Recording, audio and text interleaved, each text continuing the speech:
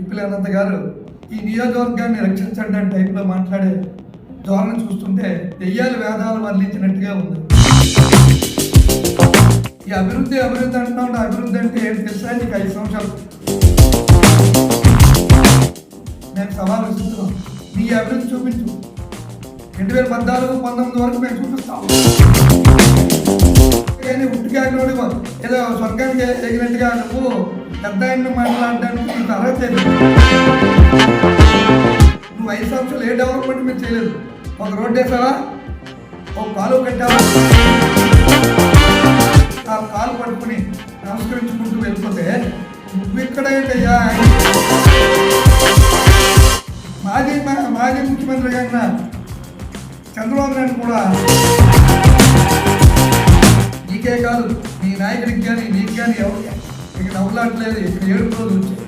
ఈ 5 సంవత్సరాలు నోరు మూసుకుంటే డబ్బులు ఏదో తిరిగిసావా? నీ ఆలోచన ఏంటి అర్థం కదా. నువ్వు చెట్టా కట్టి అందరూ తినేస్తున్న ఆలోచన. కావాలంటే ఇగో ఆర్డర్ కాదు, లేకపోతే మేము ఏం చేసి చూపిస్తామో, నువ్వు ఏ చెట్టు వాడుతున్నావో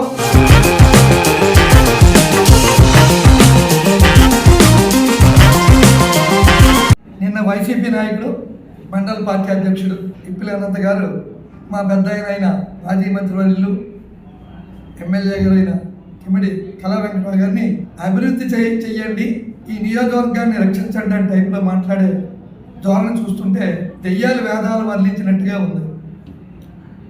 ఈ అభివృద్ధి అభివృద్ధి అంటున్నావు, అభివృద్ధి అంటే ఏంటి తెలుసా? నీకు 5 సంవత్సరాలు నీకు ఇచ్చే అవకాశం.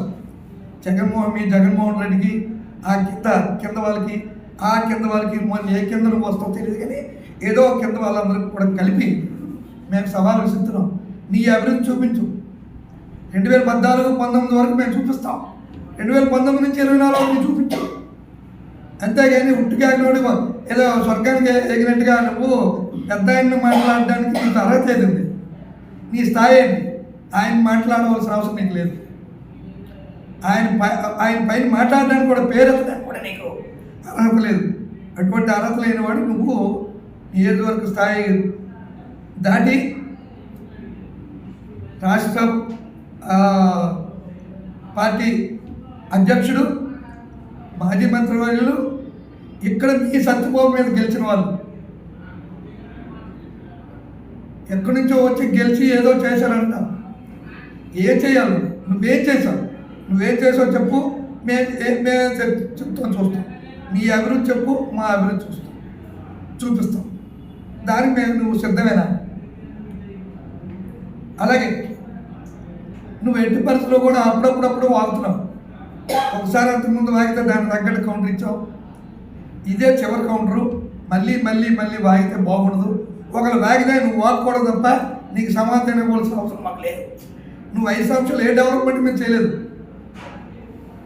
ఒక రోడ్డు వేసావా, ఒక కాలువ కట్టావా, ఒక పెన్షన్ ఏమైనా పెంచావా? ఎటువంటి పరిస్థితి కూడా ఏ డెవలప్మెంట్ లేదు. ఒక పైసా ఫండ్ కూడా తెచ్చుకోలేకపోయినా. మీ నాయకుడు జైలుకి వెళ్ళిపోవాల్సి వచ్చే వ్యక్తి మళ్ళీ జైలుకి పంపించేస్తున్న భయపడి ఎటువంటి ఫండ్ తెచ్చుకోలేక అక్కడ ఢిల్లీ వెళ్ళి ఆ కాలు పట్టుకుని నమస్కరించుకుంటూ వెళ్ళిపోతే నువ్వు ఇక్కడ ఏంటయ్యా ఆయన కోసం చెప్తున్నావు? రాబోయే రోజు అతను కూడా మళ్ళీ జైలుకి వెళ్తాడు. అది ఎలాగా? అవినీతి జరిగిందని చూపిస్తే అసలు అవినీతి లేదని మీరు అన్యాయంగా పడుతున్నారు. ఇలా రామకృష్ణరాజు కన్నా చేశారు, అచ్చెన్నాయుడిని అలాగే చేశారు. మాజీ ముఖ్యమంత్రి గారిన చంద్రబాబు నాయుడు కూడా జైల్లో పెట్టి నవ్వుకుంటూ వెళ్ళాం. ఇక నవ్వడానికి నీకు లేదు. నీకే కాదు, మీ నాయకుడికి కానీ నీకు కానీ ఎవరు కానీ ఇక నవ్వులాట్లేదు. ఇక్కడ 7 రోజులు వచ్చాయి. ఈ 5 సంవత్సరాలు నోరు మూసుకుంటే మంచిది. ఇంక నోరు కదిపారా మేము నోరు కలుపుతాం. అందువల్ల ఇంకోటి హాస్పిటల్ అంటున్నాం.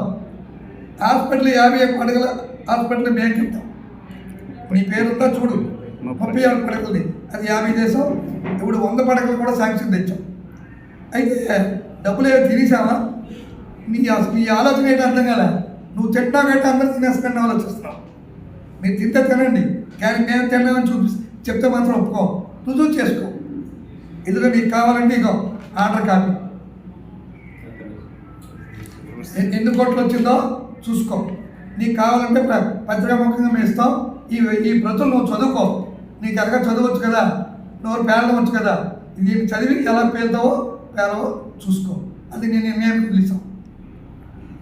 అలాగే వెటనరీ హాస్పిటల్ కట్టినారు, దాని టైంలో మీరే ఉన్నారు. మేము తెచ్చాము, హాస్పిటల్ కట్టాము. ఆ తర్వాత మీకు అధికారం వచ్చింది. అక్కడి నుంచి ఏమైనా తనిఖీలు కానీ అలా విజిట్ చేయడం కానీ ఏదైనా చేశారు మీరు? మీ నాయకులు ఎవరైనా ఒక పైసా బిల్లు తెచ్చాడా? ఆఖరి దాన్ని పోవడానికి కారణం, అది బయటికి వెళ్ళిపోవడానికి కారణం కూడా మీరే అవుతారు. ఒకసారి ఆలోచించండి, మంచి చెట్లు ఆలోచించండి. మాట్లాడే ముందు ఎవరితో మాట్లాడాలి, ఎవరిని అనాలి, ఎవరిని అనకూడదు ఆలోచిస్తే మర్యాద ఉంటుంది. లేకపోతే మేము ఏం చేసి చూపిస్తామో, నువ్వు ఏ చెట్టు వాడుతున్నావో అవన్నీ కూడా ప్రజల్లోకి తీసుకెళ్ళి ప్రజల దగ్గర చూపిస్తాం. 164 సీట్లు వచ్చాయంటే ప్రజల్లోకి నీ తాలూకా మనుషులు పైనుంచి కింద స్థాయి వరకు అక్రమాలు అన్యాయాలు చేయడం వల్లే ఈ పరిస్థితి వచ్చింది. మళ్ళీ అటువంటి పరిస్థితి రాకుండా ఈసారి మళ్ళీ అలాగే వాడుతుంటే ఆ ఉన్న 11 కూడా వచ్చే పరిస్థితి లేవని సభాముఖంగా నేను కోరుతున్నాను.